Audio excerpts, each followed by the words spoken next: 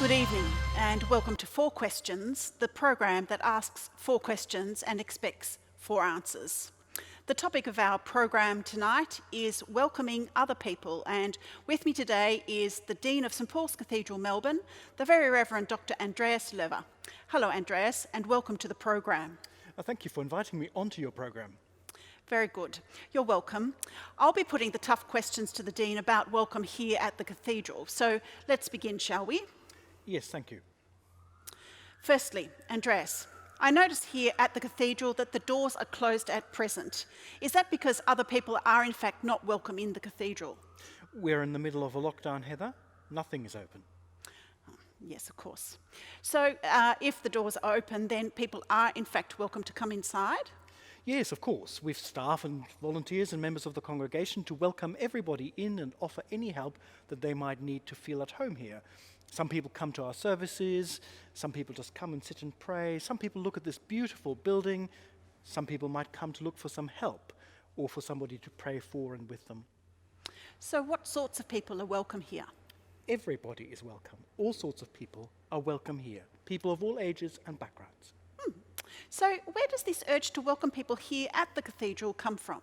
Well, it's really founded in Scripture. We read in the Bible, in Romans 15:7, that St. Paul's, after whom this cathedral is named, writes to some Christians who are not so sure if they'd like to welcome people who are different to them. And that's what he says: welcome one another as Christ has welcomed you for the glory of God. Let me tell you a story that Jesus once told, which explains what God is like. There was once a man who had 2 sons. The younger said to his father, "Father, I want right now what's coming to me." So the father divided the property between his 2 sons and left for a distant country. There, undisciplined and dissipated, he wasted everything he had. After he had gone through all his money, there was a bad famine all through that country, and he began to feel it.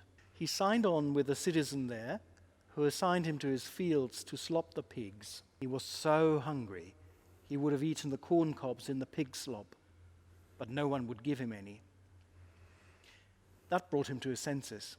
He said, "All those farmhands working for my father sit down to 3 meals a day, and here I am starving to death.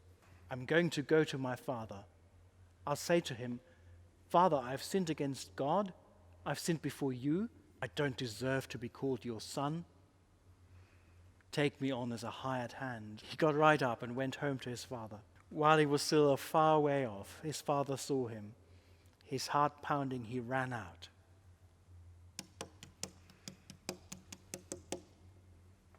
Embraced him and kissed him. The son started his speech. "Father, I've sinned against God. I've sinned before you. I don't deserve to be called your son ever again." But the father wasn't listening. He was calling out to the servants, "Quick, bring a clean set of clothes and dress him.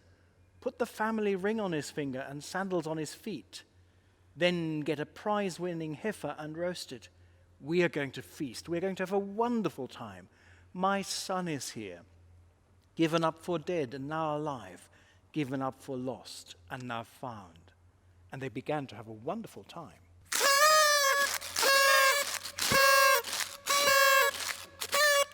All this time, his older son was out in the field. When the day's work was done, he came in. As he approached the house, he heard the music and the dancing. Calling over one of the servants, he asked what was going on. He told him, "Your brother's come home. Your father has ordered a feast, barbecued beef, because he's home safe and sound." The older brother stomped off in an angry sulk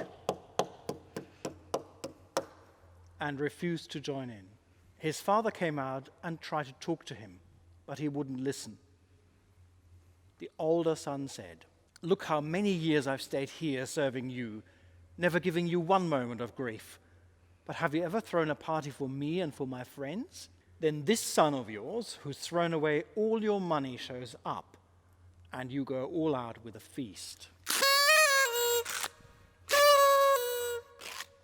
His father said, "Son, you don't understand.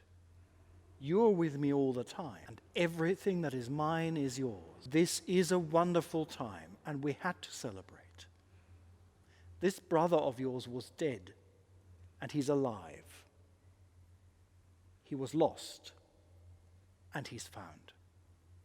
So, assuming in that story the father represents God, you are saying that you welcome other people because you are imitating the welcome God gives. Yes, that's right. Well, thank you for joining us on the program. Well, thanks for having me on the program. You're very welcome, and thank you to our audience. Good night. Good night.